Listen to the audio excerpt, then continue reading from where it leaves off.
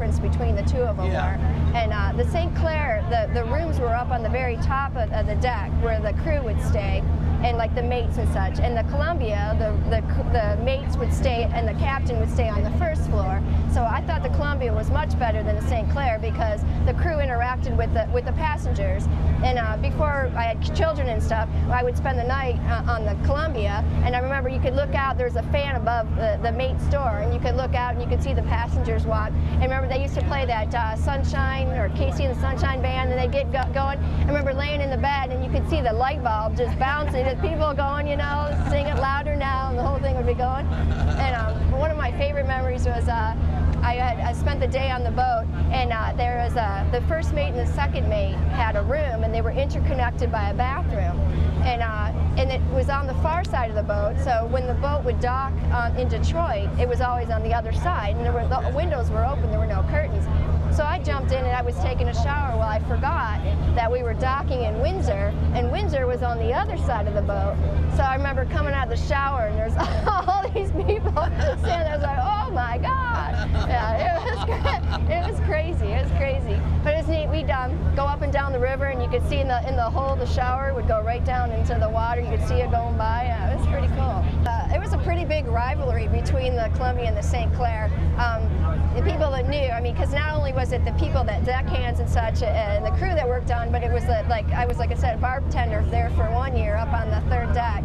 And so we'd get these big, huge rivalries, and we'd have these softball games down in Detroit. And so after the last boat came in, so you figured it'd be 1 o'clock in the morning on the Moonlight Cruise, we'd have these big, huge softball games down in Detroit. And then it was just a blast. And then afterwards we go down, I remember the big bar that everybody would go down was a downtown bar, DTB. And everybody from Babylon would go out and have just a couple of drinks together. It was just a blast. But my family started going to Babylon, and I have a picture of them here. Oh, absolutely. Oh, okay, great. In 1906, my grandparents and aunts and uncle. Wow. They went on the Columbia because that was the only big boat then. And she was built in '02, and this was '06. So it was still relatively new at that time. Yes. Still had the black stack. Remember, too, that when they had their moonlight cruises, you'd sit in the park and look out on the moonlit river, and those boats would be just gleaming white in the moonlight, and the lights would be twinkling, and you could hear the laughter and the music drifting across the water. It was just like magic. But the island itself, one of the things I remember is they had the best darn cotton candy anywhere. It was great. I don't know whether to tell you this or not. I'm psychic, okay?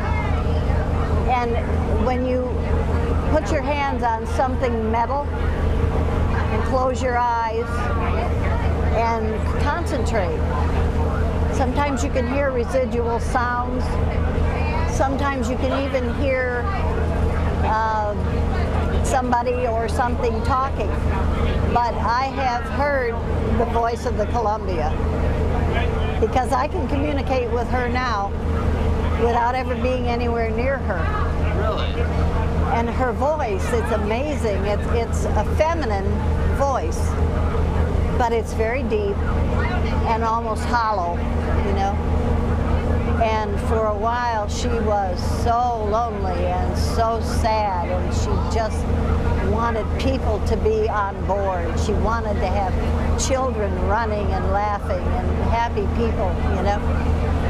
And now the messages that I get from her are that she feels stronger, she has hope, she trusts Richard.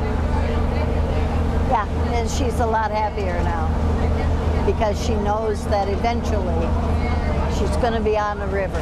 Not this one, but better there than nowhere. Yes, yes. Why expend your energy and your money and everything for a boat that's going to go to New York? That's like saying if I can't have her, nobody else can. Right, right. On the Columbia, What did you do? What was your First year was a deckhand, well, dishwasher initially first year. Then the second summer I came back, I was a deckhand. And I also worked on the other oar boats up and down during college, and but always had a fondness for the Columbia. So. Any amusing anecdotes? Any funny things that happened? You know, things that went awry or whatever. Yeah, I can remember. We had there was a pump for from the bathrooms that was a holding tank, and I remember one time where two of the deckhands took it off. It was a big suction, about a 4-inch suction line. It was sucking all that raw sewage off the Columbia, and they took the hose off too early, and they both got splattered with nasty stuff. So, but no, there was just a lot of good memories across the board. And living on there, the food was great. You know, we ate like kings, and just had a lot of good friends and memories of it. Positive experience. But when I was in high school, I graduated in '55. And back then, our senior trip was on the boat. You didn't go to Washington and them places. You went on the boat. That was our senior trip, you know. Works for me. Yeah, so we went from here, went to the island, spent the day at the island, you know. We were on the island, all young kids on the island. If the kids want beer, you can't have beer on the island. We saw Canadian fishermen. We called him over to the shore, give him some money. He went over to Canada, bought us some beer, and brought it back to the island. Well, Pablo, it's been a love affair since I was a kid. I was from a family of 6, so my dad couldn't afford taking us out on vacation, so we would do a lot of the local things. And one of the things every year we would look forward to is going to Pablo. So my mom would pack like a picnic lunch, but we would look forward to the boat cruises because, you know, it's just relaxing and watching people dance on the boat, and you know, with Captain Pablo, and all the kids would run over to him. So that was childhood memories.